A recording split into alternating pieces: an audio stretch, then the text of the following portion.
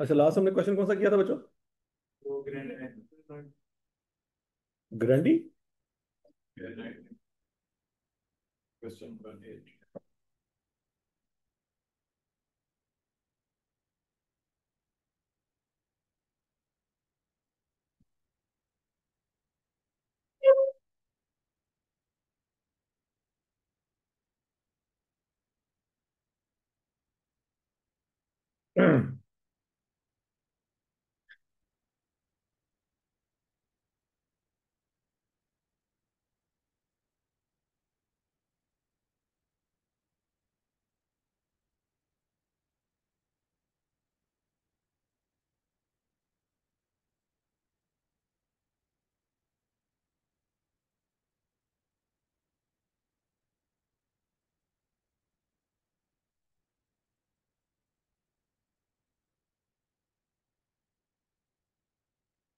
Grey night.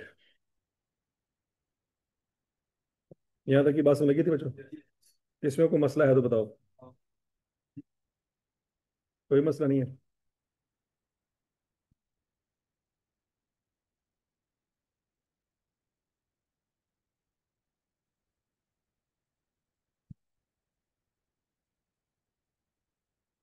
यानी कि कोई नहीं मिठाई खिला रहा फिर आज? आप खाते हैं होता ना, यही हो सकता है। मैं खिलाऊं? तो मैं, हाँ, तो मैं मिठाइयाँ खवाना शुरू करता, मैं मिठाई की दुकान खोल लेता। फिर से बोले। हम्म।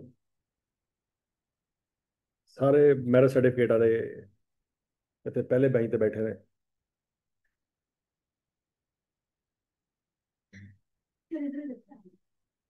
अच्छा है। मिठाइयाँ कितने? जिनका नहीं आता उनके लिहाज से तो सब अच्छा है, और जिनका आता है उनके हिसाब से सब सत्यानाश है।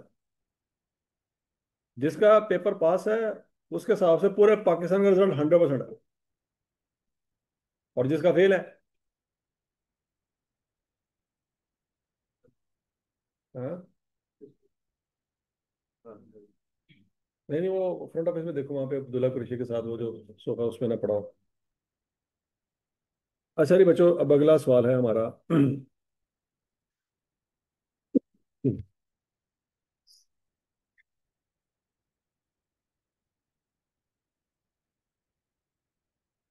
अमजद लिमिटेड।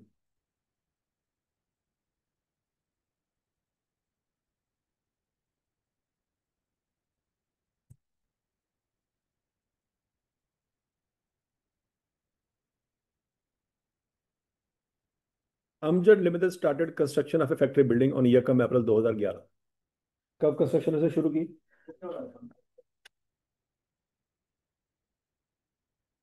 एक कंडीशन यहाँ पे मीट हो गई। यहाँ तक की बात लगी।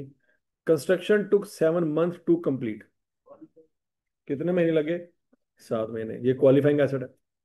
ए contractor was hired for this work and total contract price was agreed to be 20 million. ठेकेदार से हमने ठेका तय किया कि भाई पूरे 20 मिलियन तुमको देंगे, इस 20 मिलियन में ये फैक्ट्री बिल्डिंग चाहिए। उसने कहा ठीक है जी। अब पहले अप्रैल को कंस्ट्रक्शन स्टार्ट हो गई थी, और 1 अप्रैल को ही 10% उसको पेमेंट कर दी थी। दो बातें पूरी हो गई। कंस्ट्रक्शन शुरू हो चुकी है, ठेकेदार को पेमेंट कर दी, दो बातें पूरी हो गई। 10% पेमेंट से क्या मुराद है? कितने पैसे दिए होंगे? 2 मिलियन दिए होंगे। ये 2 मिलियन कैसे निकला?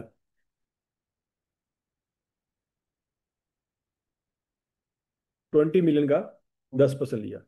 अगली पेमेंट करनी है उसको 45%। कितने पैसे बनते हैं? 9 मिलियन बनते हैं। ये बात भी सबको समझ आती कि नहीं समझ आती? और तीसरी पेमेंट है जी 15%। कितनी बनती है? 3 मिलियन। चौथी पेमेंट है 30%। कितनी बनती है जी? 6 मिलियन। यहाँ तक की बात समझ आ गई? अच्छा जी। कहता है जी construction was finance partly by own saving and partly by loans. कहता है कुछ अपने पैसे लगाए हैं और कुछ कर्जों से हमने काम शुरू किया।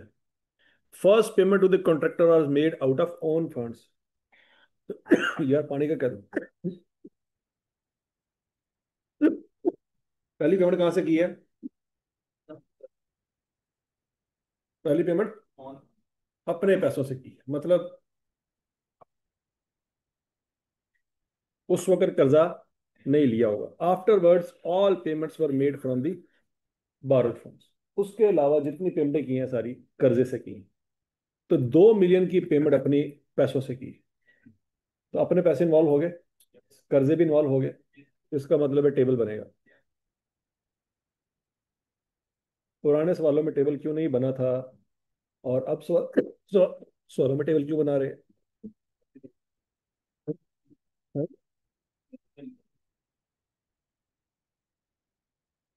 यहाँ तक की समझ लगी बात। अगला point, loan of 8 million was obtained on 31 May 2011 specifically for this construction.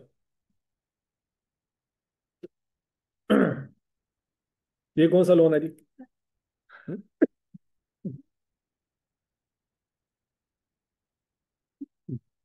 उसको दूसरी पेमेंट कितनी करनी है? ये सारे पैसे दो दिन ही खत्म हो रहे हैं। नहीं बात समझ। अच्छा, अब पॉइंट ये है, ये स्पेसिफिक लोन लिया कब?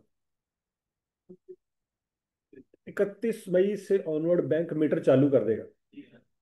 उसका तो सूद वाला कैलकुलेटर शुरू हो।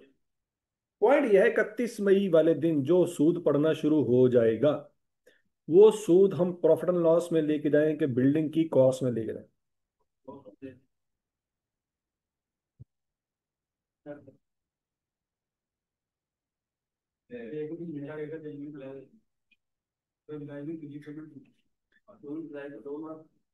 लोन की जो पेमेंट है वो तो 31 जुलाई को करेंगे। हाँ, उससे पीछे वाला अकाउंट। तो वही करना है।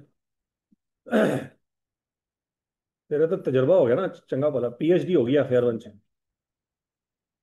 पीएचडी वो तो देना चाहिए थीसिस ले। आई का रिकमेंडेशन दे कि पेपर ऐसा होना चाहिए, क्योंकि एग्जामिनर के पास आइडिया खत्म हो गए। आइडिया तेरे को ना सारे अच्छे बना रहे थे ना। जो यहाँ पार्सल लिखा हुआ है ये 10-10 है या कोई भी रकम आएगा? 10-10 क्या मतलब? मतलब 20 मिलियन है ना टोटल। हाँ, इसका 10-10% है या वैसे पार्टली कोई भी हिसाब है? समझ नहीं आई। पहले टाइम को क्या था partly bye lawn. Partly bye loan, हाँ हाँ। जो ही मेरा ना पार्टली बाय लॉन और पार्टली हाँ तो उसने ये तो नहीं कहा ना हाफ हाफ। वही पूछता हूँ कोई। हाँ, और उसने अपना बता भी दिया कि अपने पैसे सिर्फ 2 मिलियन ही थे, उसके अलावा कोई नहीं। First payment to contractor was made out of own funds. पहली पेमेंट अपने पैसों में से की है। तो पहली पेमेंट सारी अपने पैसों में से की है, उसका आधा आधा नहीं किया। तो समझ लगी बात की? Afterward all payments were made from the borrowed funds. अच्छा जी, सवाल यह है कि 8 मिलियन का कर्जा मिल गया 31 मई को। 31 मई से ऑनवर्ड जो मीटर चालू होगा इंटरेस्ट का, वो जून के महीने का सूद प्रॉफिट एंड लॉस में जाएगा कि बिल्डिंग की कॉस्ट में जाएगा? आवाज नहीं आई। हाँ जी, हाँ जी।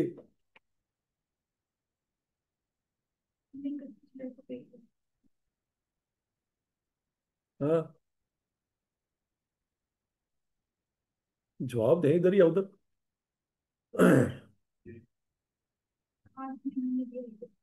हाँ, क्या प्रॉफिट लॉस में? हाँ भाई, पिछले प्रॉफिट लॉस में जाएगा। कैपिटलाइज पढ़े हैं? कैपिटलाइज ही कर देते हैं। क्यों? ना रही तो क्लास सारी छाड़ के साइड दे हो गए। तीन कंडीशन के हिसाब से करते हैं को पूरी हो हाँ गई। जी, तीनों कंडीशनें 31 मई को पूरी हो गई हैं। देखो जरा गौर से। नंबर 1 कंडीशन क्या थी? क्वालिफाई हो गया। कंस्ट्रक्शन स्टार्ट हो जाए। नंबर 2, पेमेंट कॉन्ट्रैक्टर को हो जाए। नंबर 3, कर्जा मिल जाए। तो कर्जा मिल गया ना 31 मई को? में तो नहीं ना मुझे। वो पेमेंट तो पहले ही होगी ना, कंस्ट्रक्शन तो स्टार्ट है ना। क्या हमने ऐसी एग्जांपल नहीं पढ़ी कि कंस्ट्रक्शन नहीं? क्या हमने ऐसी एग्जांपल नहीं पढ़ी जिसमें कंस्ट्रक्शन पहले चल रही थी, बीच में कर्जा लिया? पढ़ी है कि नहीं पढ़ी? तो जिस दिन से कर्जा लिया उस दिन से सूद शामिल किया था या महीना ठहर गए थे? तो अब उससे कर्जा ले लिया है, अब चाहे उसमें से पेमेंट की है या नहीं, ये उसने कहा है कि कर्जे में से पेमेंट करनी है, ये बात कहीं पढ़ी हमने? हमने क्या पढ़ा? तीन कंडीशन। पहली कंडीशन क्या है? लोन मिल गया हो। दूसरी कंडीशन, पेमेंट कर दी हो। नंबर थ्री, तो ये पढ़ा है कि लोन में से पेमेंट कर दी हो? ये तो नहीं पढ़ा। हमने तो ये पढ़ा पेमेंट कर दी। यहाँ तक ये बात समझ लगी? इसका मतलब है जून के महीने का सूद पड़ेगा, बैंक वाले सूद लेंगे जून के महीने, लेकिन वो सूद कहाँ जाएगा? वो बिल्डिंग की कॉस्ट में जाएगा। लेकिन उसमें से तो 1 रुपया भी हमने कहीं पे भी नहीं लगाया। तो 8 मिलियन का 8 मिलियन ही हमने कहीं पे इन्वेस्ट भी कर दिया होगा। 18% का मार्कअप है। Loan is to be repaid by the end of 2012। Unutilise portion of loan was kept in deposit account yielding an interest rate of 4%। यहाँ तक की बात से लगी बच्चों? अब 8 मिलियन का लोन 31 मई को अगर मिला है, तो जून के महीने का सूद पड़ेगा, वो प्रॉफिट लॉस में नहीं जाएगा, वो जाएगा बिल्डिंग की कॉस्ट में। लेकिन जून के महीने की इनकम ही मिलेगी, और वो इनकम ही फिर उस बिल्डिंग की कॉस्ट में से माइनस होगी। तो यहाँ तक की बात लगी? अच्छा, अब स्यापा ये है कि ये 8 मिलियन पहले दिन ही खत्म हो जाएगा 9 मिलियन में, जब हमने पेमेंट करनी है। क्लियर है? अच्छा, फिर उसके बाद 1 मिलियन तो अभी भी उसमें कम पड़ जाएगा ना फिर। क्या वो 1 मिलियन पल्ले से देंगे? पल्ले वाले पैसे भी खत्म हो गए शुरू में, तो बाकी 1 मिलियन कहाँ से देंगे? जनरल बॉडी में से। वो उसने नीचे लिखा हुआ है, any shortage of fund was you fulfilled from existing pool of loans. A bank से कर्जा लिया हुआ 50 मिलियन, बी बैंक से 25 मिलियन, सी बैंक से 10 मिलियन, 10, 14.5 और 15%। All these loans remain outstanding through out the year. तो यहाँ पे बच्चों कैपिटलाइजेशन रेट निकाल सकते हैं हम? निकालें जरा।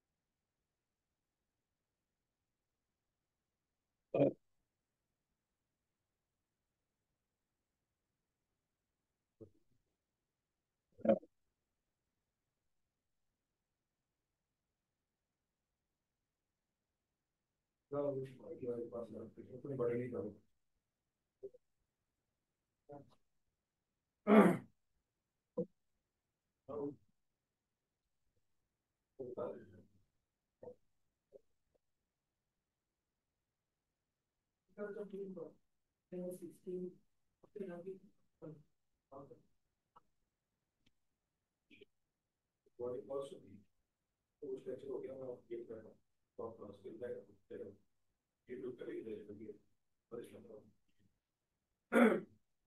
जी बच्चों।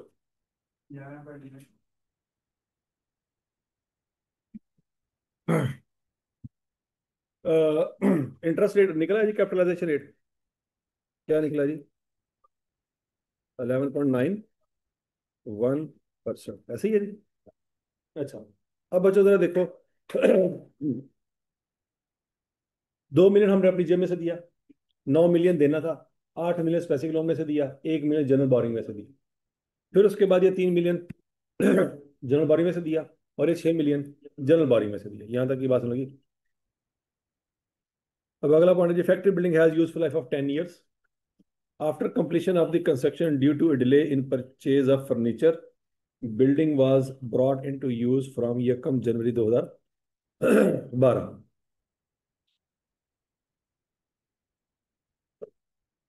ठीक है जी। तो ये वही सिनेरियो है। क्या ये जो पर फर्नीचर नहीं मिला, उसकी वजह से बिल्डिंग यकम जनवरी से डेप्रिशिएट होगी?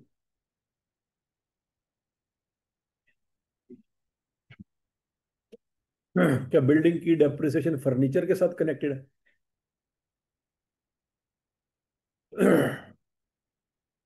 हाँ जी।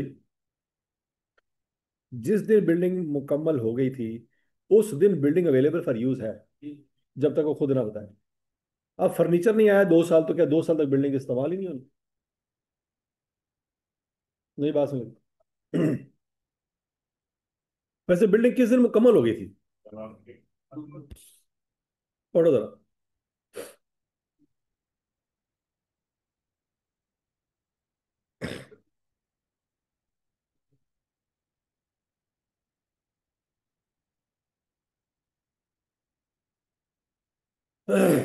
हाँ जी, बिल्डिंग किस दिन मुकम्मल हो गई थी? 31 अक्टूबर को। कैसे पता लगा? उसने कहा 1 अप्रैल को कंस्ट्रक्शन शुरू हुई है, 7 महीने लगे हैं उसको मुकम्मल होने में। इसका मतलब है 1 नवंबर वाले दिन बिल्डिंग अवेलेबल फॉर यूज थी। अब वो नीचे कहानी सुना रहा है कि जी फर्नीचर नहीं आया, इनागुरेशन सेरेमनी नहीं हो सकी, एमपीए साहब ने टाइम नहीं दिया। वो जो मर्जी दास्तान सुना। हम बिल्डिंग को किस दिन से डेप्रिशिएट करना शुरू कर देंगे? या कम नवंबर से डेप्रिशिएट करना शुरू कर दें। यहां तक की बात समझ लगी थी। तो बच्चों, सबसे पहली वर्किंग होगी हमारी टेबल की। ये वो जो यूटिलाइजेशन ऑफ फंड है, उसका टेबल होगा, वो होगी आपकी वर्किंग नंबर 1। वर्किंग नंबर 2 होगी आपकी कैपिटलाइजेशन रेट की, वो आप कर चुके हैं। ठीक है ना? तो पहले वर्किंग नंबर 1 कर ले, शाबाश, जल्दी जल्दी।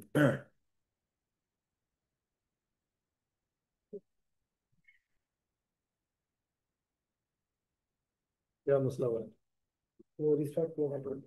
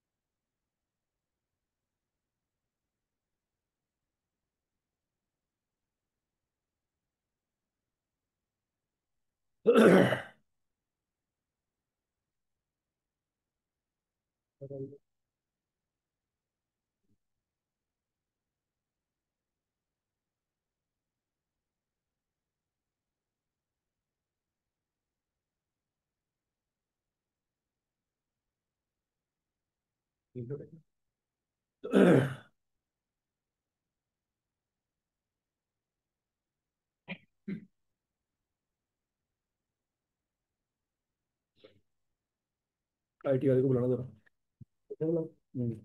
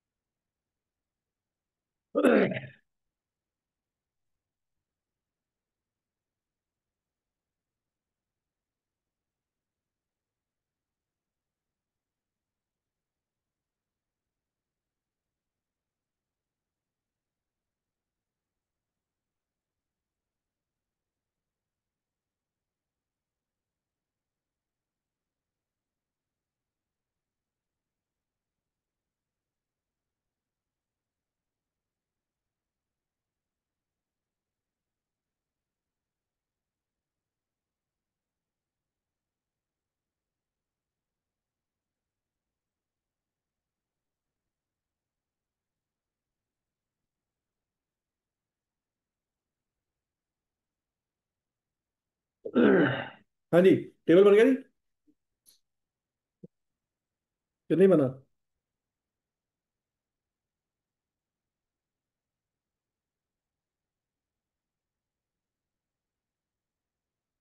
टेबल देखे जरा।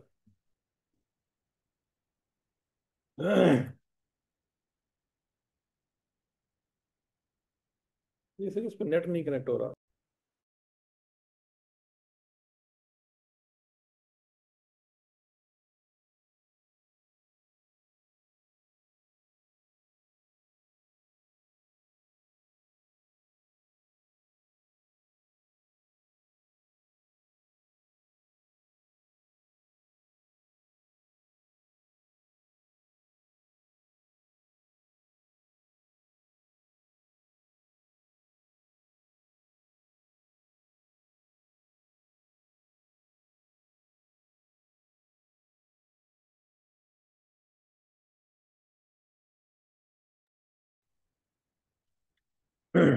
टेबल में किसी को कोई मसला?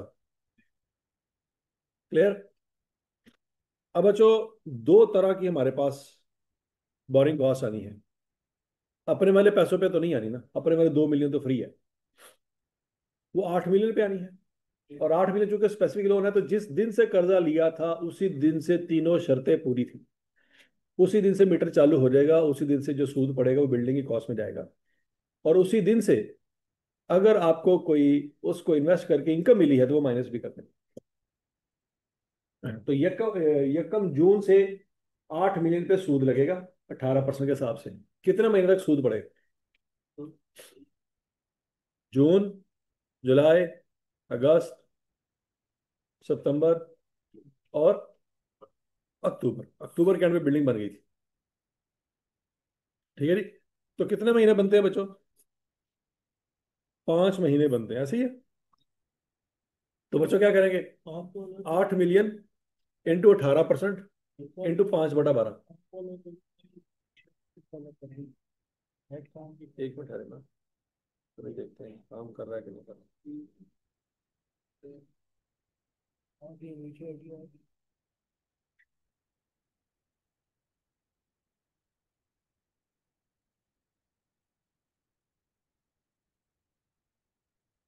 ये सेट ही नहीं कर रहा। ये ऑन है।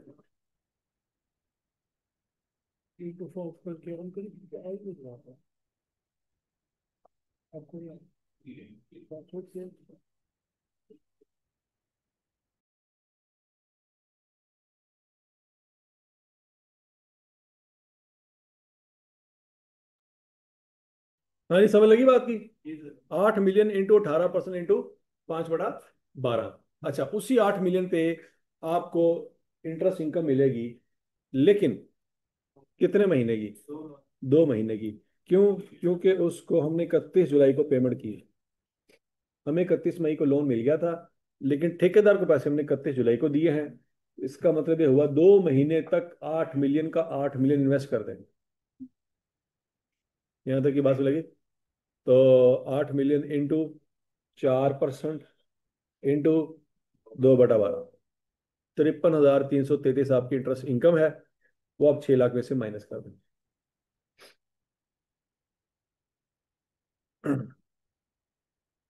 तो 5,46,667 वो नेट इंटरेस्ट है जो बिल्डिंग की कॉस्ट में जाए। समझ आई बात?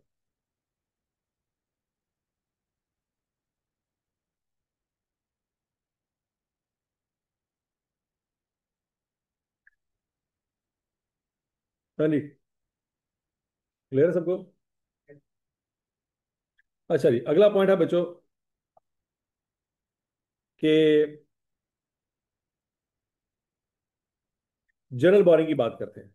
अब जनरल बोरिंग में रेट उस वक्त लगता है जब कर्जा लिया होता है, जब पेमेंट करनी होती है। तो बच्चों, जनरल बोरिंग में से पहली पेमेंट हमने 10 लाख रुपए की थी। और कब की थी? 31 जुलाई को की थी। तो 10 लाख पे रेट लगेगा 31 जुलाई से लेके कब तक? अक्टूबर तक। कितने महीने बनते हैं? 3 महीने बनते हैं। यहाँ तक की बात लगी बच्चों? तो हम क्या करेंगे जी, 10 लाख इंटू 11.91%, ये कहाँ से आया, ये बात समझ आ रही? वो रेट निकाला था वर्किंग से, इंटू 3/12। 3/12 क्यों है?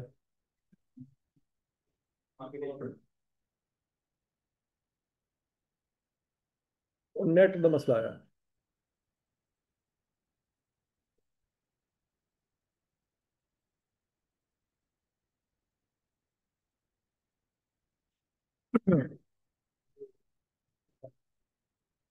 क्या? तो नहीं, वो जीमेल के साथ ही कनेक्टेड है, मुझे पासवर्ड मुझे खुद नहीं पता। तो वो नेट चलेगा तो चलेगा खुद ही। हाँ जी, 29। ये तो फिर मसला है। ये भी तार उसके साथ लगा ले 2 मिनट के लिए।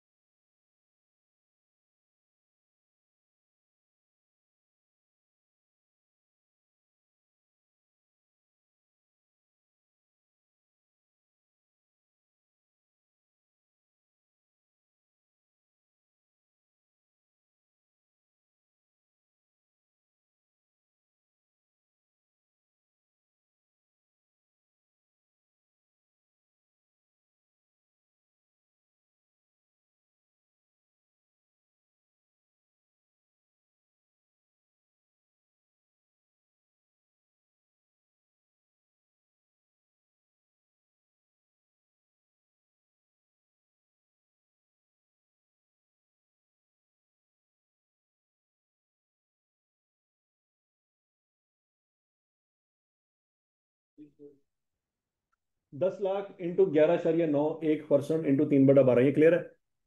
अच्छा जी, अगली पेमेंट हमने जनरल बोरिंग में से कब की थी? 30 लाख रुपए की पेमेंट की थी 30 सितंबर को। तो कितने महीने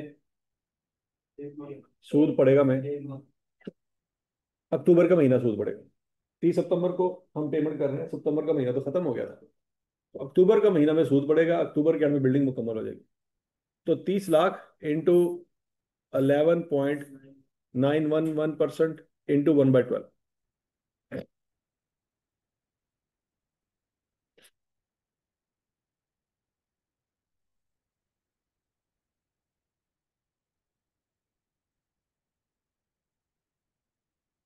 तो क्लियर है?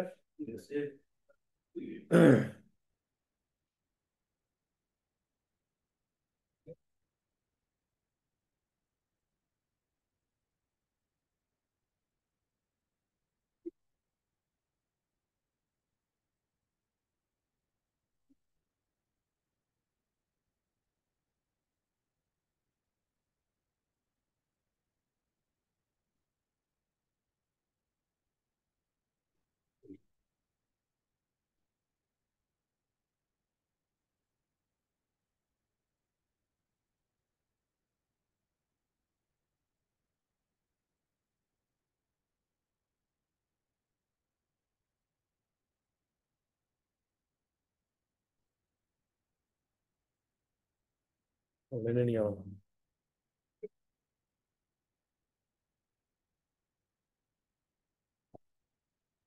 हो गया? आएगा तो मैं यस करूँगा।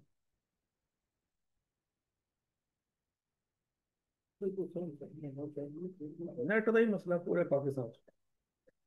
केबल का यहाँ पे आपने हॉटस्पॉट बनाए, स्पीड चेक करें तो ये है 5 लाख में। मैं देखो नो इंटरनेट कनेक्शन। यार प्रिंसिपल ये मेरा वाला कनेक्ट है, ये वाला। हाँ। क्या है? Double 1 double 2 double 3 double 4।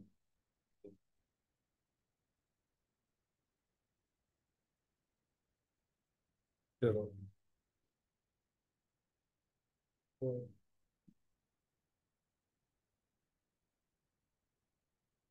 थोड़ा नेट।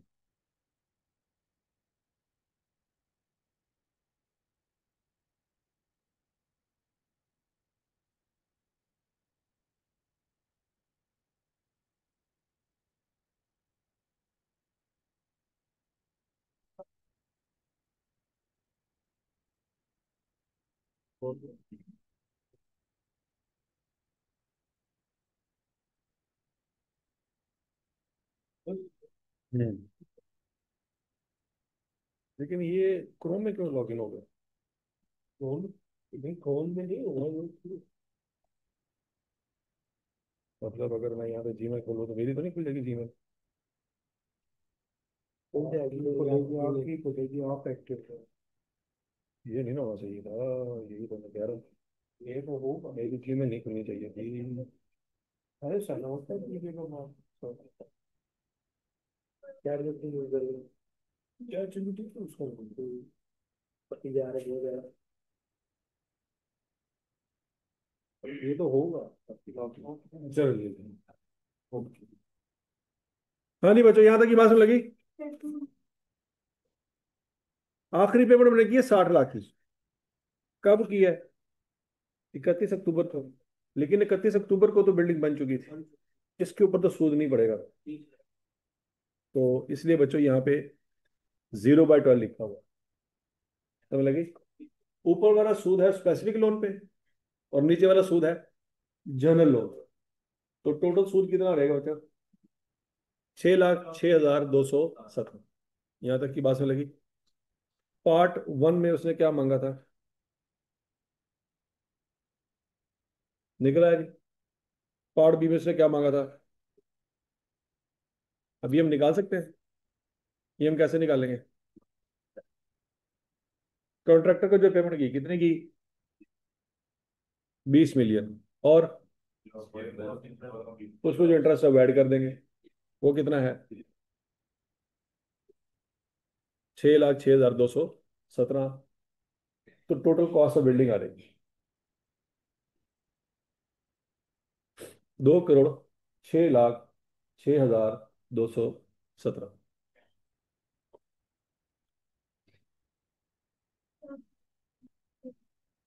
हाँ।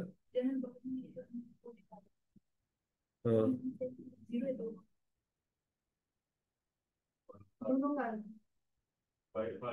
5-5 रुपए का फर्क है। नहीं, 29,780 कह रही है ना। यहाँ पे 775 लिखा है। 5-5 रुपए का फर्क है। 10 रुपए हो गया।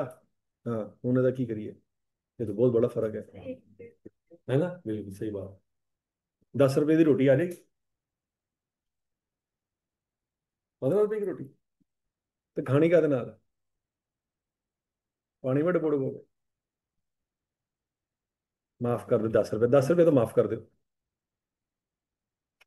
हाँ?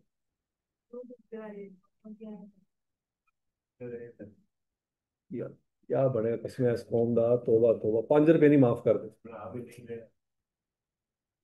ठेकेदार 20 मिलियन दे रहे हैं, ऐसे 5 रुपए नहीं माफ कर रहे। कर दे यार। क्या कहेगा बेचारा ही क्या? कैसी कौम से वास्ता पड़ा है? 5 रुपए नहीं छड़ दी भाई।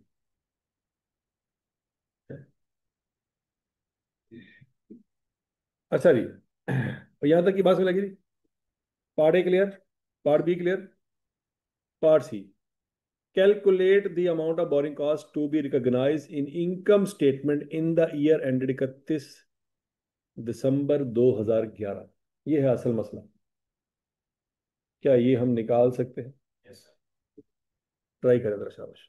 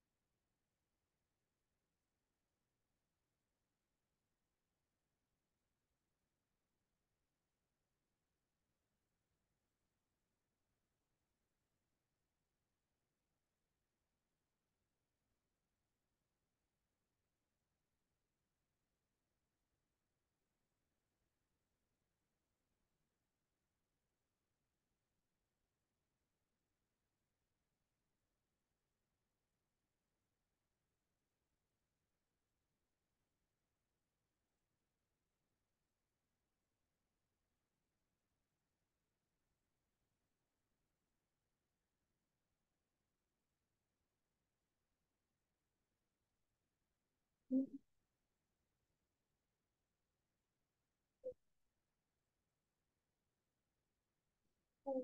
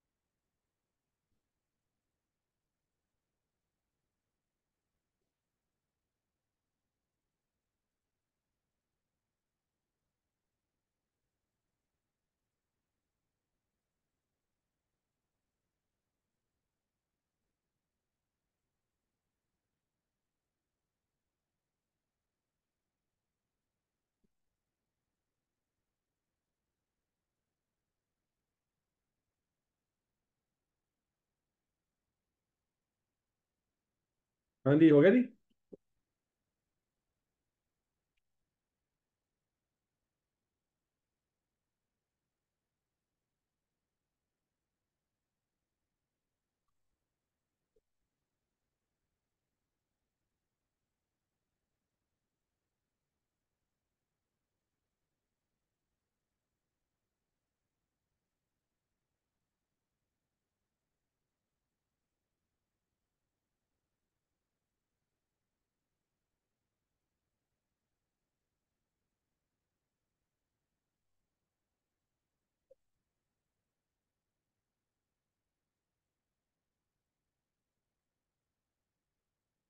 क्या आंसर आता है जी? देखो सदल अल्फाज में, ये कर्जा था और ये रेट था, इस पे सूद आ जाएगा। ये कर्जा था, ये रेट था, इस पे सूद आ जाएगा। ये कर्जा था, ये रेट था, इस पे सूद आ जाएगा। इन तीनों पे सूद पूरे साल का लग रहा है, ऐसी है। वो टोटल सूद निकाल के उसमें से जो बिल्डिंग की कॉस्ट में चला गया वो माइनस कर दें। ये बात याद आ गई। लेकिन स्पेसिफिक लोन पे भी सूद लग रहा है। क्यों बोला? अक्टूबर में तो बिल्डिंग मुकम्मल हो गई थी, नवंबर और दिसंबर के महीने का सूद तो पड़ना ही पड़ना है। क्या आपने कर्जा वापस कर दिया? ये 8 महीने का कर्जा जो लिया था, क्या वापस कर दिया है? अगर नहीं किया तो इस पे सूद पड़ेगा। कर्जा वापस कब करना है वो उसने यहाँ पे इस सवाल में बता दिया है। ये 2012 में वापस करना है, हम तो 11 में खड़े हैं। तो कर्जा वापस नहीं किया, तो इस कर्जे के ऊपर भी नवंबर और दिसंबर के महीने का सूद पड़ेगा। जो बिल्डिंग की कॉस्ट में नहीं जाएगा वो प्रॉफिट एंड लॉस में जाएगा। तो लगी बात थी। तो कितना आंसर आता है अभी?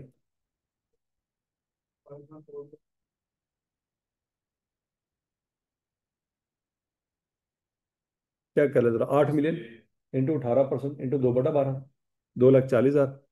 और जनरल बोरिंग में टोटल इंटरेस्ट आता है जी 10.125 मिलियन। ये 10.125 कहाँ से आया? ये आप यहाँ से निकाल सकते हैं। ये जब आपने कैपिटलाइजेशन रेट निकाला होगा तो ये टोटल सूद निकाला होगा आपने,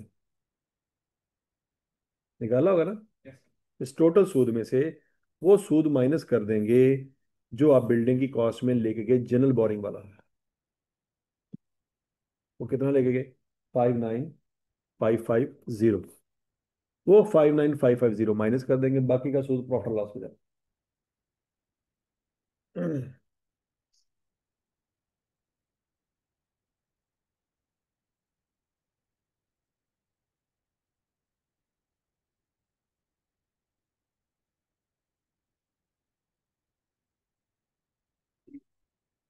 बस तीन चार लोग बोलेंगे। हाँ, तो जो हमने पेपर किया अभी पहली जनरल बॉडी खत्म नहीं ना हुई। देखो जब हम ठेकेदार को पैसे दे रहे हैं ना, तो उसमें तीनों पैसे मिक्स हुए पड़े हैं।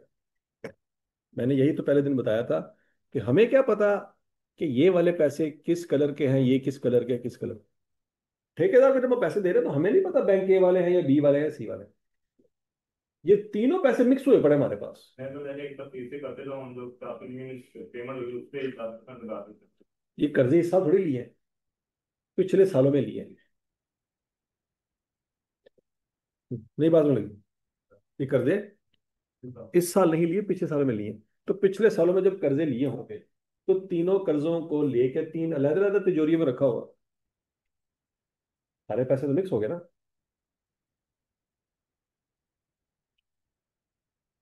तो जब सारे पैसे मिक्स हो गए, तो हम ये नहीं कह रहे कि पहले तो बैंक ए वाले ही पैसे इस्तेमाल हो रहे हैं, तो बैंक ए वाला ही रेट लगा दें। अगर तुम ये साबित कर सके कि बैंक ए वाले पैसे इस्तेमाल हो रहे हैं, तो फिर तो कैपिटलाइजेशन रेट निकालने की जरूरत ही नहीं। फिर तो 10% लगना, कैपिटलाइजेशन रेट निकाले क्यों? हम्म। सारे पैसे मिक्स हो गए। या तो बैंक ए ने हमें 500-500 वाले नोट दिए हो, बैंक बी ने हमें 1000-1000 वाले नोट दिए हो, और बैंक सी ने हमें 5,000-5,000 वाले नोट दिए हो। फिर तो पैसे देते वक्त पता चल जाएगा ना ये कौन से बैंक वाले पैसे हैं। ऐसा तो होता ही नहीं। हजम शुद्ध। अच्छा, अब अगला पॉइंट बच्चों बड़ा इंपॉर्टेंट है। ये लाइन जो लिखी हुई है ना, ये बड़ी इंपॉर्टेंट है। क्या? कि जब आप कैपिटलाइजेशन रेट निकाल रहे होंगे ना, और बीच में अगर सस्पेंशन आ जाए, तो कैपिटलाइजेशन रेट निकालते वक्त आपने वो सस्पेंशन पीरियड माइनस नहीं करना। नहीं बात समझी? जब आप कैपिटलाइजेशन रेट निकाले, जैसे कि ये सवाल देखो, इस सवाल में ये तीनों लोन पूरा साल आउटस्टैंडिंग रहे, इस लाइन में लिख देता कि जुलाई का पूरा महीना हम बिल्डिंग पे काम नहीं कर सके क्योंकि एलडीए ने फटा डाल दिया था। तो क्या वो जो हमने पूरा साल का सूद निकाला है, उस पर 11/12, 11/12, 11/12 करें? नहीं। कैपिटलाइजेशन रेट निकालते वक्त सस्पेंशन पीरियड माइनस नहीं, रेट निकालते वक्त पूरे 12 महीने लें। क्या ये पॉइंट समझ लगे? ये बात याद रखो। अच्छा जी बच्चों, अब यहाँ पे तीन नए कंसेप्ट आ रहे हैं, इनको आपने समझना है, पेपर में इस्तेमाल हो सकते हैं। प्रोग्रेस बिलिंग, ये आपको मैंने पहले भी बता दिया हुआ है। प्रोग्रेस बिलिंग क्या होती है, बता दिया हुआ ना। प्रोग्रेस बिलिंग का कंसेप्ट ये है बच्चों, कि जैसे जैसे ठेकेदार काम करता जाएगा, वो हमें बिल बना के देता जाएगा, हम उसे पैसे देते जाएंगे। वो कहता रहेगा सर देखो प्रोग्रेस हो रही है, आप पैसे पकड़ाओगे तो प्रोग्रेस होगी, नहीं पकड़ाओगे तो नहीं होगी। इसको हम क्या कहते हैं जी? Progress billing. यहाँ तक की बात समझ लगी? अब दूसरा है जी, रिटेंशन मनी। अब बच्चों जरा ध्यान से मेरी बात समझिए। देखो अगर आप छोटा मोटा काम करवा रहे हो ना, मकान बनाना 5 मरले का मसले कोई, ठेकेदार कहेगा भाई 2 करोड़ का खर्चा आएगा, हम कहेंगे लो काम शुरू कर, 20 लाख रुपए फड़ काम शुरू कर। फिर 20 लाख, फिर 10 लाख, फिर 15 लाख करते पैसे देते जाएंगे, वो काम शुरू करना जाएगा। लेकिन अगर आपने अंडरपास बनाना है या ऑरेंज ट्रेन बनानी है, तो तब फिर कोई छोटा मोटा ठेकेदार नहीं करेगा काम। पॉइंट समझ आ रहा है क्या? तब फिर बहुत बड़ी किसी कंपनी से बात करना होगा, क्योंकि अरबों रुपए का प्रोजेक्ट। यहाँ तक की बात लगी। अब जब फर्ज करो पंजाब गवर्नमेंट ने ऑरेंज ट्रेन बनानी थी, चाइनीज कंपनी को उन्होंने कॉन्ट्रैक्ट दे दिया। अब चाइनीज कंपनी अपनी मशीनरी उठा के पाकिस्तान आएगी, तो मशीनरी उठा के लानी पड़ेगी ना उसको, जहाजों में भर भर के मशीनरी लेके आएगी।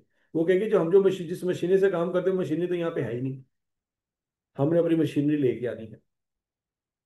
यहाँ तक की बात लगी? अच्छा, जैसे ही वो अपनी अरबों रुपए की मशीनरी उठा के शिप पे रख के कराची पहुंची, और कराची से फिर ट्रेलर पे ट्रकों पे लाद के लाहौर तक लेके आई, और बाद में पता लगा जी यहाँ पे नया पाकिस्तान बन गया। बात लगी?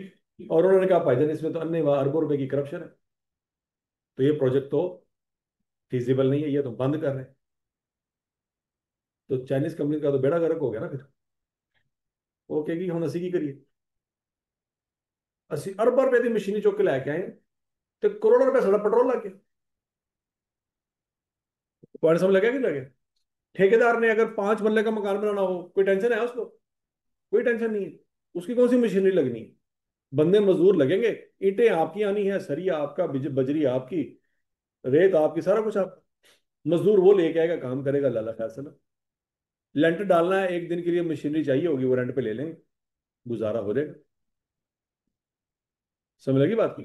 लेकिन अगर आपने ऑरेंज लाइन ट्रेन ट्रेन का मंसूबा बनाना है, तो आपको फिर जो है ना, उस ठेकेदार को एडवांस में पैसे देने पड़ेंगे, क्योंकि उसका रिस्क है बहुत बड़ा।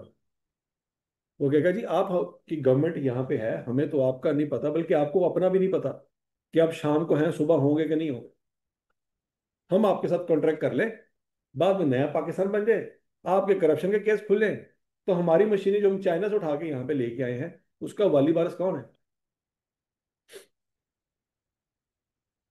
तो ऐसा करें, आप हमें एडवांस में कुछ पैसे दें। ठीक है? यहाँ तक की बात लगी कि नहीं लगी बच्चों? ठीक है जी, वो एडवांस में आपसे पैसे लेंगे भाई, 10% एडवांस दो, असि माल चुक के लेके आए, ताकि फर्ज करो कल को नया पाकिस्तान बन जाए और इस प्रोजेक्ट में करप्शन साबित हो जाए, तो वो अपनी मशीनरी आराम से वापस ले जाएंगे। वो कहेंगे हमारे पास तो पैसे ऑलरेडी एडवांस में आ चुके थे, इस मशीनरी को ला के यहाँ पे रखने का जो खर्चा आना था, और अगर वापस भी लेके जाना है तो उसका खर्चा भी हमने गवर्नमेंट से पकड़ लिया था। ओके, हमें नुकसान कोई नहीं है। समझ लगी बात कि नहीं लगी? अच्छा, तो शुरू शुरू में जिस ठेकेदार ने अपनी सारी मशीन उठा के लेके आनी है, शुरू शुरू में सारा रिस्क उसका है कि पता नहीं ये प्रोजेक्ट करवाएंगे भी या नहीं करवाएंगे, फड्डा ही ना पड़ जाए इनका आपस में। तो सारा रिस्क उस बंदे का है जो मशीनरी लेके आ रहा है। लेकिन जैसे जैसे जैसे जैसे काम मुकम्मल होगा, जैसे जैसे काम मुकम्मल होना शुरू हो जाएगा, वैसे वैसे रिस्क डिवाइड हो जाएगा, रिस्क दूसरी पार्टी पर ट्रांसफर हो जाएगा। अब काम 90% मुकम्मल हो गया है, 10% रहता है। अब रिस्क ठेकेदार का नहीं है, अब रिस्क गवर्नमेंट का है। कैसे? गवर्नमेंट कहती है कि कितना नासना जान, 90% काम मुकम्मल हो गया, बाकी 10% रहता है, और ये भाग गए, तो बाकी 10% दुनिया का कोई बंदा मुकम्मल नहीं कर पाएगा। क्योंकि जिसको पता है कि पिछला काम कैसे किया है, वही अगला काम कर सकता है। नहीं बात लगी? आपने गुर्दे का ऑपरेशन कराना है, आप फट्टे पे लेटे हुए हैं, डॉक्टर साहब ने आपको चीर फाड़ करके खोल लिया है, गुर्दा उसने निकाल लिया है, ठीक हो गया, और बाद में पता लगा जी डॉक्टर साहब को सैलरी नहीं मिली, वो गुर्दा उधर ही छोड़ के चला गया। अब आप किसी दूसरे डॉक्टर को बुला के कह सकते हो भाईजान गुर्दा पा रहे हो, अब बंदा खुला पैर बंद करना है। नहीं समझ आ रही? तो रिस्क है। हाँ, तो वो तो चला गया ना, उन्हें सैलरी नहीं मिली। दूसरा किਵੇਂ करेगा? दूसरा कहेगा हाय हाय, ਇਹਦਾ तो सिर्फ एक गुर्दा थोड़ी खराब सी, ਇਹਦਾ तो दूजा भी खराब है, ਇਹਦਾ तो फेफड़े से भी पानी पे है। ठीक है ना? देखो, अगर एक ही डॉक्टर ने सारा काम किया हो ना, तो कल को कोई मसला तो उसको पकड़ सकते हैं। लेकिन अगर दो डॉक्टरों ने काम किया, एक बीच में छोड़ के चला गया था, दूसरे ने आगे काम किया है, तो आप उसको जो भी बात करेंगे ना, वो क्या कहेगा? पिछले वाले का कसूर है। आप आइडेंटिफाई नहीं कर पाएंगे कि जिम्मेदारी किसकी। नहीं बात समझ आ रही? 90% काम मुकम्मल हो गया, अब ये आखिरी दो चार पुल रह गए थे बनाने वाले ऑरेंज ट्रेन के, चाइनीज कंपनी नाराज हो गए, चलिए ठीक हो गया। अब आपने कहा चलो जापानीज कंपनी आप आ जाओ, आप काम मुकम्मल करो, जापानीज कंपनी काम मुकम्मल कर देगी। अब जापानीज कंपनी को पता है कि इसमें कोई भी फड्डा निकलेगा, हमने क्या करना है? पुरानों पे डाल दो। और पुरानों को भी पता लग गया कि इसमें कोई भी फड्डा निकला तो हमने क्या कर देना है? जापानियों पे डाल देना है। अब पंजाब हुकूमत लगी रहे, तलाश करती रहे किसका कसूर है। समझ लगी है? तो इसलिए ऐसे इसलिए हमेशा वो काम बेहतरीन होता है जो एक बंदे ने शुरू किया हो, उसी ने खत्म किया हो, क्योंकि वो रिस्पॉन्सिबिलिटी लेता है। समझ लगी बात की? अगर एक बंदे ने काम शुरू किया है, खत्म दूसरे ने किया है, तो आप कभी ये आइडेंटिफाई नहीं कर पाएंगे कि कसूर किसका। जापानियों का कसूर आप निकालेंगे, वो क्या कहते हैं, पिछला 90% काम खराब से, असि तो अगे बड़ी मुश्किल है ना प्रोजेक्ट थोड़ा मुकम्मल किया। चलती चलती चलती ट्रेन एक नीचे जाके बैठ गई, जापानी कहने का आसान होता, असि तो पहले ही क्या सी, और पिछले 90% तो साढ़े को काम कराते थे, जिम्मेदार होंगे। 90% खराब था, हम 10% अच्छा कर भी लेते तो हमारा क्या लेना थे। चाइनियों को पूछा कि भाईजान है की, वो कहेंगे देखो पुल केड़ा टूटा है आखिरी, तो पुल किने बनाया से? जापानिया ने, उन्होंने पूछो जाके। तो आप किसी को पकड़ पाएंगे? किसी को नहीं पकड़ पाएंगे। समझ लगी बात? तो बच्चों फिर गवर्नमेंट भी बड़ी होशियार होती है। गवर्नमेंट क्या करती है? गवर्नमेंट को पता होता है कि जैसे जब प्रोजेक्ट मुकम्मल होता जा रहा है ना, वैसे वैसे ये इनके भागने का चांस बढ़ रहा है कि पैसे फड़ो तो निकलिए। गवर्नमेंट क्या करती है? जैसे ही वो कंपनी बिल भेजती है ना, प्रोग्रेस बिल, कि भाईजान 10 मिलियन की पेमेंट करो, गवर्नमेंट 10 मिलियन की पेमेंट नहीं करेगी, उसमें से 9 मिलियन की पेमेंट करेगी, 1 मिलियन अपने पास रोक ले।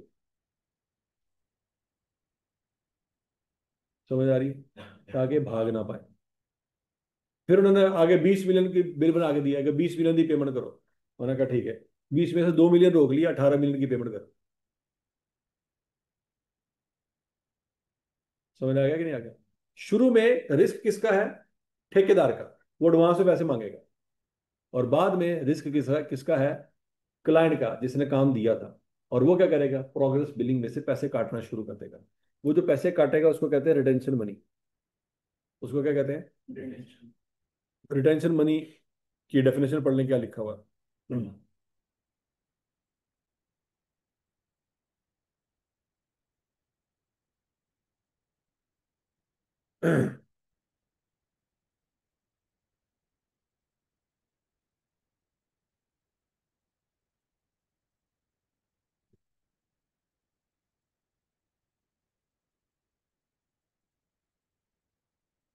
पढ़ लिया? समझ आइए?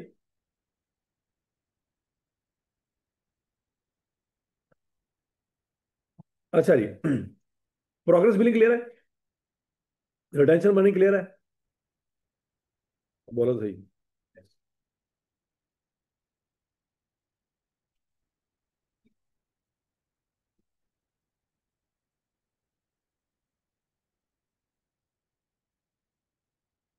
तो फिर ठेकेदार डेली 4 मिलियन ऊपर का बनाने लगते हैं काउंटिंग।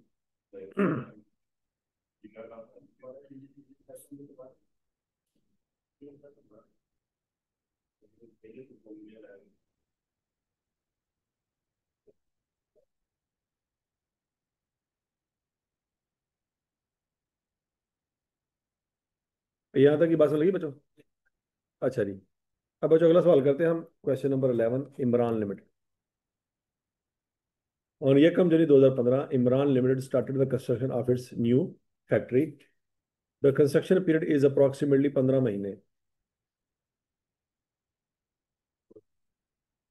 क्वालिफाइंग आंसर है। And the cost is estimated at 80 million. Total खर्चा कितना लगेगा जी? 80 मिलियन का लगेगा। The work has been divided into 5 phases and payment the contractor shall be made on completion of each phase. जैसे जैसे हर phase मुकम्मल होता जाएगा, वैसे वैसे पेमेंट करते जाएंगे। In the year the company had the following sources of finance available. Number 1, right issue of share amounting to 15 million on यकम जनवरी 2015।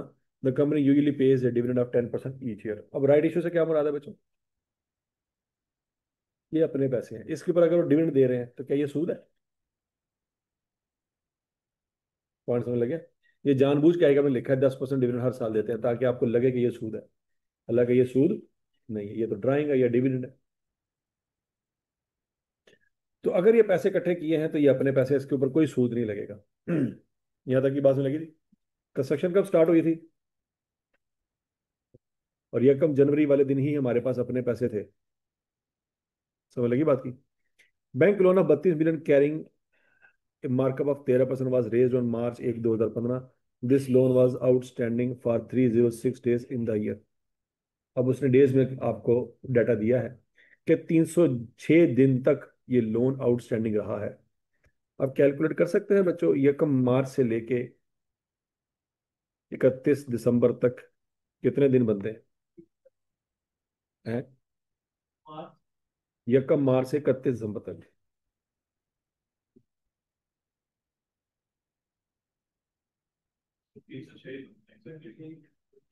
306 बनते हैं। 250। समझ लगी बात की? अच्छा जी। ऑन यकम अगस्त 2015, ₹10 million were borrowed from the bank. Interest thereon is payable at the rate of 11%। This loan was outstanding for 153 days in the year। हाँ जी, ये समझ लगा जी? और ये कम अगस्त 2015, 10 million were borrowed from the bank. कितने लिए हमने? 10 million बारो किए। Interest thereon is payable at the rate of 11%। This loan was outstanding for 153 days in the year.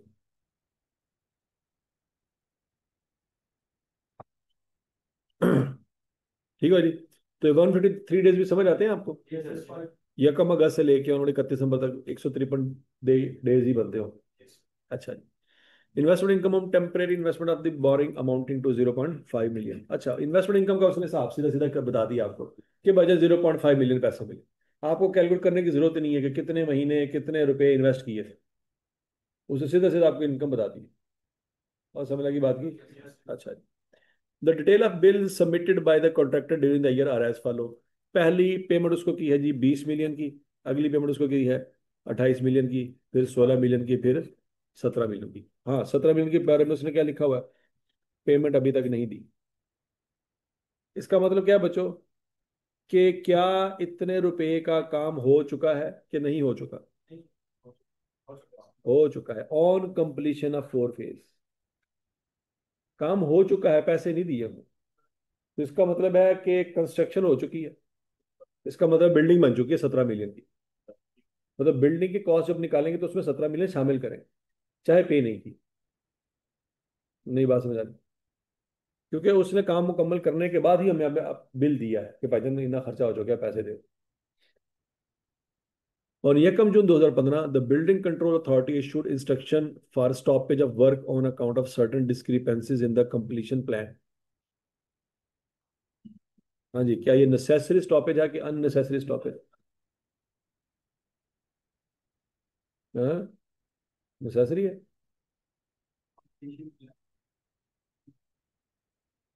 हम्म, तेरे कर ध्यान वेला।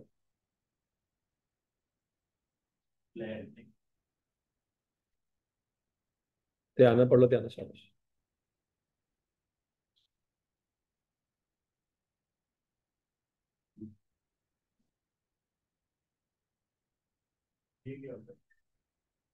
डिस्क्रिपेंसी का भी मैं उर्दू तर्जमा करा?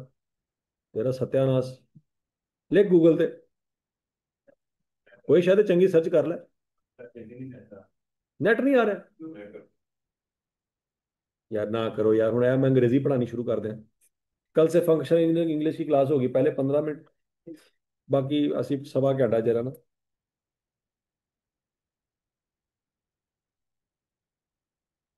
डिस्क्रिपेंसी क्या होती है?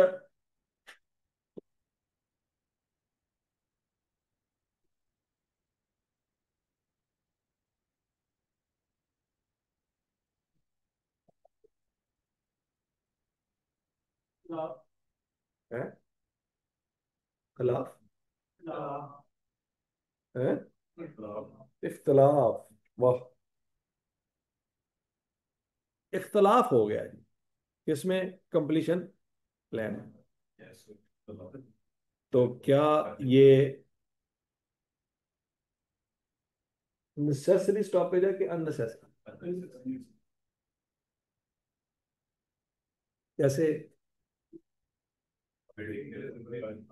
है? क्या दुनिया में जब भी बिल्डिंग बनेगी तो ये खिलाफ होगा? अगर दुनिया में हर जगह बिल्डिंग बनेगी तो ये खिलाफ होगा ना, फिर तो ये नेसेसरी। लेकिन ये पंगा सिर्फ यहीं पे हुआ है, तो फिर ये अननेसेसरी। अच्छा जी, अननेसेसरी स्टॉपेज है तो क्या करेंगे? बोरिंग कॉस्ट कंटिन्यू रहेगी। कंफ्यूजन कंसेप्ट हिले पे ने तेरे 2 दिन की छुट्टियां होगा। क्यों छुट्टी की थी? और समझ लगी बात की? अननेसेसरी का नेसेसरी। तू तो हर शे कहना नेसेसरी है। तो पक्का नेसेसरी है। हाँ हाँ, जो लोग हो जाए लफज तेरी समझ ना ना है, नेसेसरी है। हाँ? अच्छा जी। अब कहते हैं जी, company filed the petition in court and matter was decided in company's favour on 31 July 2015। Work commenced after a delay of 61 days. काम दोबारा कब शुरू हुआ जी? 61 डेज, 2 महीने बाद। कौन कौन से महीने? जून और जुलाई। ठीक है जी, 1200। तो 2 महीने की बोरिंग कॉस्ट आएगी कि नहीं आएगी? नहीं आएगी। ये उसने दिन भी बता दिए कि यकम मार्च से 31 दिसंबर तक 306 दिन बनते हैं, यकम अप्रैल से 31 दिसंबर तक 275 दिन बनते हैं, यकम अगस्त से 31 दिसंबर तक 153 दिन बनते हैं, अक्टूबर से लेकर दिसंबर तक 92 दिन बनते हैं। ये यहाँ तक की बात समझ आ गई। मतलब सादा फाज में आपसे ये कह रहा है कि अगर यकम मार्च से कैलकुलेशन करनी है तो 10/12 नहीं करना आपने, 306/365 करना है।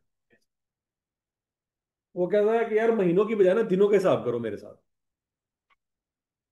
ठीक है, वो कर लेते हैं भाई, आई क्या आपकी खुशी है तो हम क्या कर सकते हैं। छोटी छोटी बेचारे की रिक्वायरमेंट्स है। अब हम नहीं मानेंगे तो कौन माने हैं? अच्छा, अब सबसे पहला पॉइंट ये है, क्या इस सवाल में सिर्फ स्पेसिफिक बोरिंग है? हाँ, सिर्फ जनरल बोरिंग है?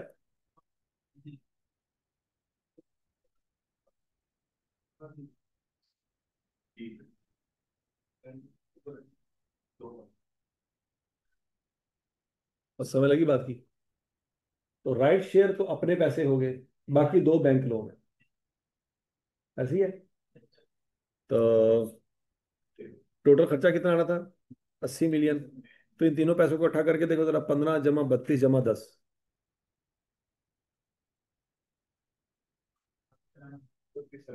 अच्छा, पैसे कितने दिए हमने?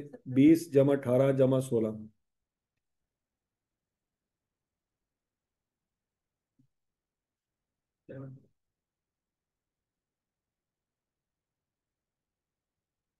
कितने पैसे दिए हैं? अच्छा, अब आगे सुने। यहाँ पे पार्टे में कहता है assuming that the loans were taken specifically for the project. दोनों स्पेसिफिक बोरिंग है। Calculate the amount of borrowing cost that should be capitalise in the period ending 31 दिसंबर 2015 in accordance with the requirement of IS 23 borrowing cost. अब वो कहता है दोनों loan क्या है? स्पेसिफिक बोरिंग है। तो क्या बच्चों अब मुझे बताओ, टेबल बनेगा कि नहीं बनेगा? बने भी है। हैं? बनेगा।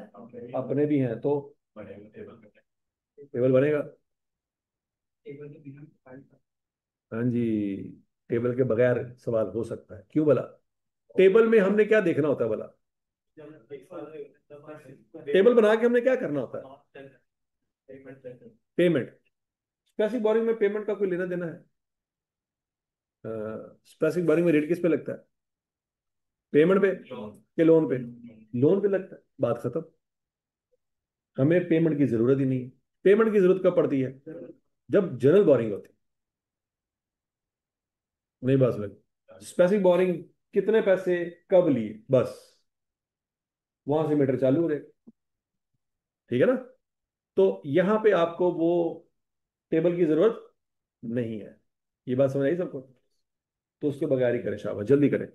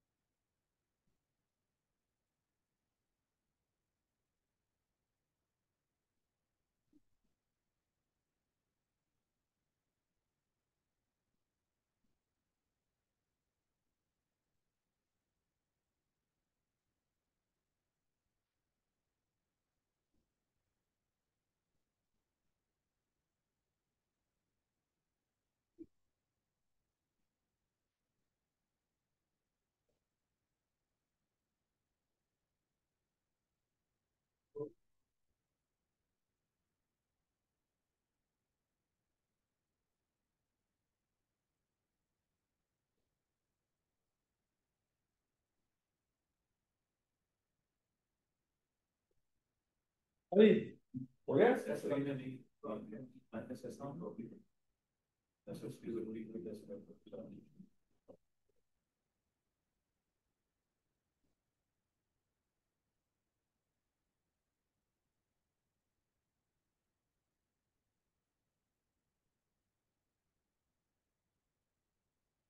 हो गया सबसे।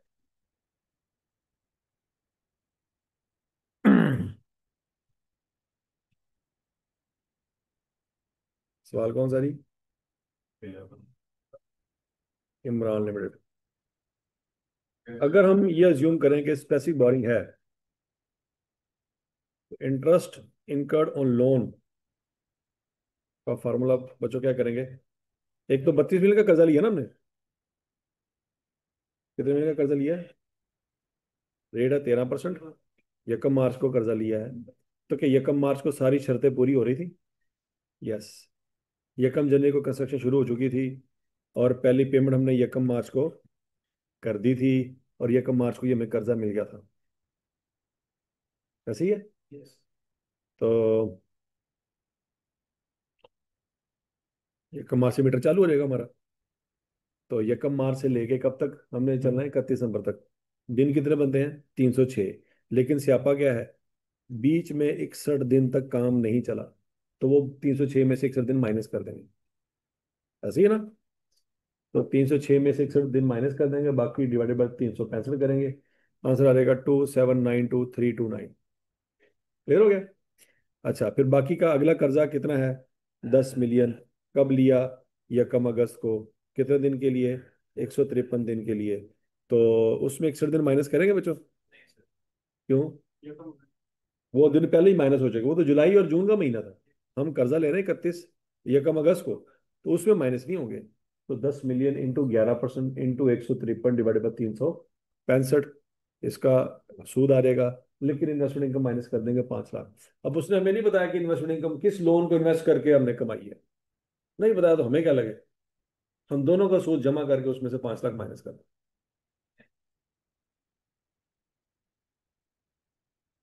तो क्लियर है? यस। यहाँ पे हमारा सवाल खत्म। अब सवाल का दूसरा हिस्सा। वो कहता है assuming that the loans constituted general finance, कि ये जो कर्जे थे ये जनरल लोन थे। कौन सा कर्जा था? जनरल लोन थे दोनों। Calculate the amount of borrowing cost that should B capitalised in the period ending 31 दिसंबर 2015 in accordance with the requirement of IAS 23 borrowing cost. हाँ जी। अब बताएं, अब टेबल बनेगा कि नहीं बनेगा? अब बनेगा। क्यों? क्योंकि अपने पैसे भी जनरल लोन तो है। अगर सारा पैसा जनरल लोन का ही होता, अपने पैसे होते ही ना, तो फिर तो हमें टेबल की जरूरत नहीं थी, क्योंकि उसके अलावा हमने सवाल ऐसे देखे हुए हैं। अब इसमें अपने पैसे भी हैं, जनरल लोन भी हैं, और पेमेंट की तारीखें भी हमें देखनी पड़नी है। तो अब आपको टेबल बनाना पड़ेगा। बनाए जी, जरा टेबल बनाए। और आपको कैपिटलाइजेशन रेट भी निकालना पड़ेगा। समझ लगी? और ये जो इन्वेस्टमेंट इनकम है ये माइनस करनी पड़ेगी। General loan investment income minus नहीं होती। Profit and loss. समझ लगे जी? पहले तो टेबल बना लें, फिर आप कैपिटलाइजेशन रेट निकालें।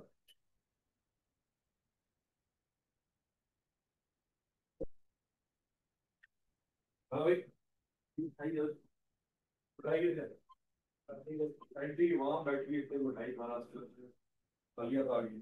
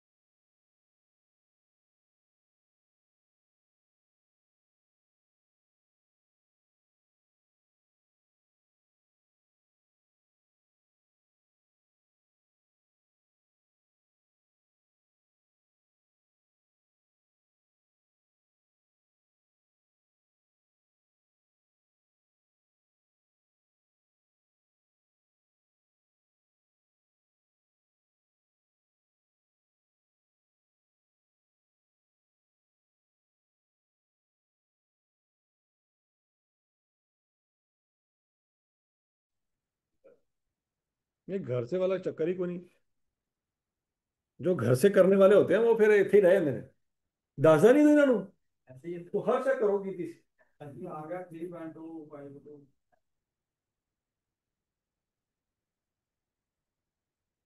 अरे 3.252।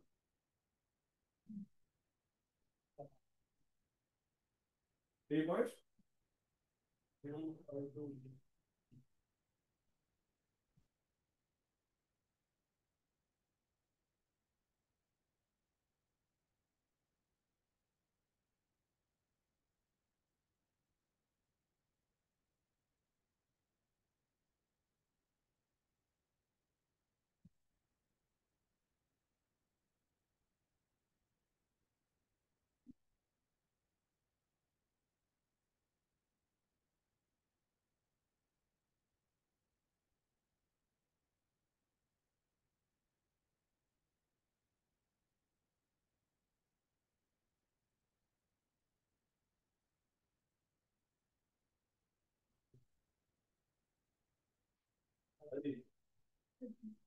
टेबल बन गया।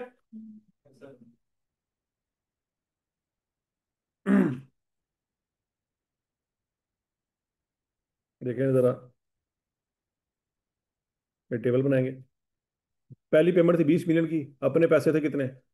15 मिलियन। बाकी 5 मिलियन जनरल बॉडी में से देंगे। दूसरी पेमेंट 18 मिलियन की, सारे जनरल बॉडी में से। तीसरी पेमेंट 16 मिलियन की, सारे जनरल बॉडी में से। चौथी पेमेंट है ही नहीं। Payment not yet made. ठीक है जी। अच्छा, अब आपने निकालना है कैपिटलाइजेशन रेट। वो निकाला?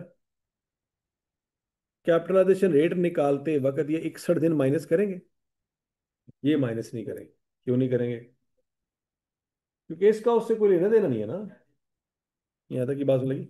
अब कैपिटलाइजेशन रेट निकालना भी बच्चों एक आर्ट है। क्या ये दोनों कर्जे सारा साल आउटस्टैंडिंग रहे? ये दोनों कर्जे सारा साल आउटस्टैंडिंग नहीं रहे, तो इसलिए सीधा सीधा आंसर नहीं निकलना। ये लोन था 32 मिलियन का। ये आउटस्टैंडिंग रहा साल में 306 दिन। तो इसको 306 से मल्टीप्लाई करेंगे, 365 पे डिवाइड करेंगे, तो आपका वेटेड एवरेज लोन आ जाएगा 26.827 मिलियन। फिर ये 10 मिलियन का कर्जा था, ये भी सारा साल आउटस्टैंडिंग नहीं रहा। अगर ये सारा साल आउटस्टैंडिंग रहता तो इसी को हम जमा कर लेते। ये रहा 153 दिन आउटस्टैंडिंग, तो 153/365।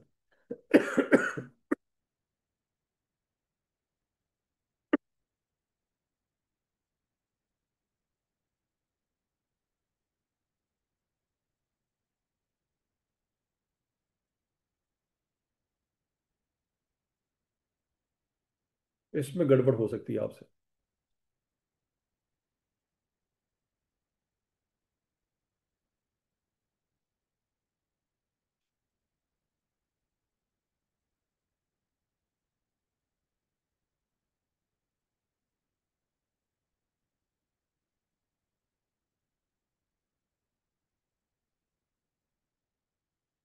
है ना?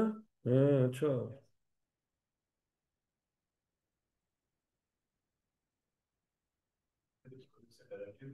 Loan multiply by rate multiply by time directly तो फिर कर सकते हैं, आपका ये वाला आंसर तो आ जाएगा। लेकिन आपने डिवाइड किस पे करना है?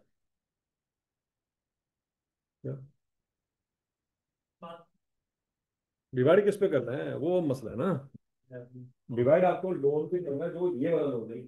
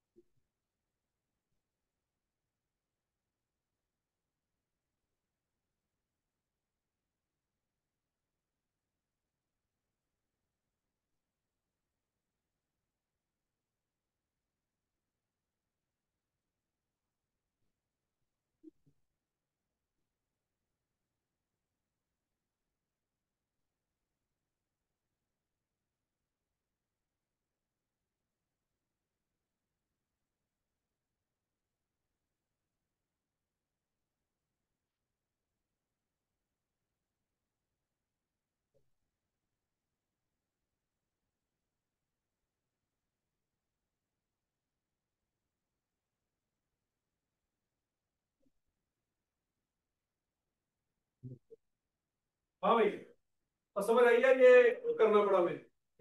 हम सूद निकालना चाहते तो वो तो आराम से निकाल सकते थे, I is equal to P R T. वो तो आपने क्यू में फार्मूला पढ़ा हुआ है। मसला क्या है जिसकी वजह से ये वाला टाइम को मल्टीप्लाई हमने लोन से किया, रेट से नहीं किया। क्योंकि जो डिवाइड करना है ना लोन, वो ये वाला लोन नहीं है जो 30 32 मिलियन और 10 मिलियन। वो हमने वेटेड एवरेज लोन लेना है, टाइम फैक्टर के साथ जो हमने चेंज किया उसको। ठीक है जी। तो बच्चों हमारा कैपिटलाइजेशन रेट कितना निकल आएगा? 12.73%।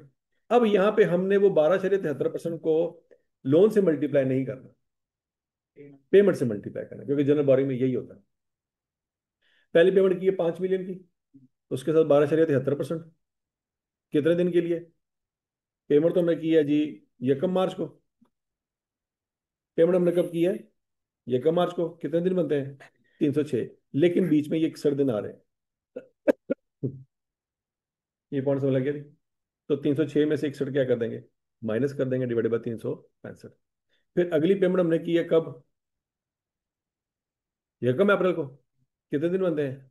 275। इन 275 में भी 61 दिन आ रहे हैं। तो 275 में से 61 माइनस करेंगे, डिवाइडेड बाय 365। फिर उसके बाद अगली पेमेंट कब की है जी? ये कम अक्टूबर को। तो ये कम अक्टूबर को हमने पेमेंट की है, उसके कितने दिन बनते हैं? 92 दिन। उसमें 61 दिन माइनस होने? नहीं माइनस होने। क्यों नहीं होने? और क्यों नहीं माइनस होने? क्योंकि वो गुजर चुके हैं। ठीक है जी। तो 92 डिवाइड बाय 365 करेंगे, 5,13,385 आ जाएगा। इन तीनों को जमा करेंगे तो टोटल बोरिंग कॉस्ट आ जाएगी। अच्छा, इसमें 0.5 मिलियन माइनस नहीं किया। जनरल बोरिंग में इन्वेस्टमेंट इनकम माइनस नहीं होती।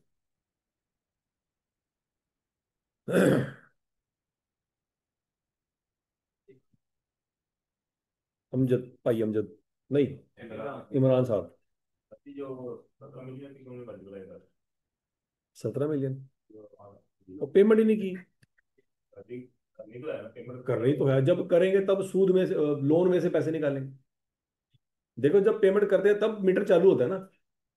देखो बोला इसके ऊपर मीटर चालू, इस 5 मिलियन के ऊपर मीटर चालू कब हुआ? इस 18 मिलियन के ऊपर मीटर चालू कब हुआ? इस 16 के ऊपर मीटर चालू कब हुआ? ये पेमेंटें की हैं तभी तो मीटर चालू है। अगर पेमेंट ही ना हो,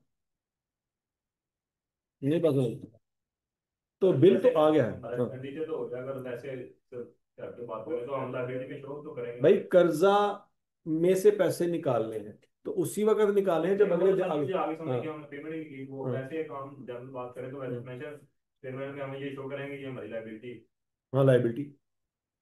ठीक हो गई। ठीक है, एसेट को डेबिट कर देंगे, लाइबिलिटी को क्रेडिट कर। पैसे नहीं दिए उसको। ठीक है ना, मीटर चालू होना है सूद का, उसके लिए शर्त है पेमेंट।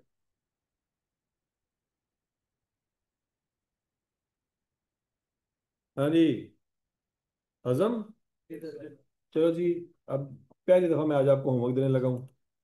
और हाँ जी, क्या हुआ? खुश? इस हफ्ते का पहले तो हाँ जी, इस हफ्ते का पहली दफा। मुझे देखना बाद में वो एवरेज बहुत है वो क्या? क्या कर दें? ग्रे नाइट, अच्छा ठीक है, कर देता हूँ, मैं कर देता हूँ। हम्म, कोई अच्छा सा सवाल मिल जाए ना बस। तो वहां निकल जाए बस।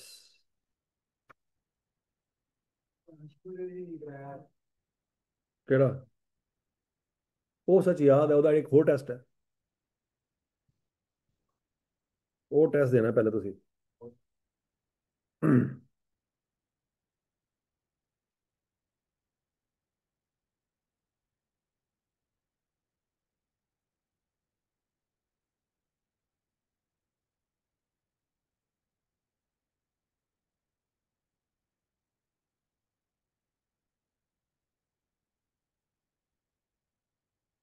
क्या आवाज आ गई मुझे?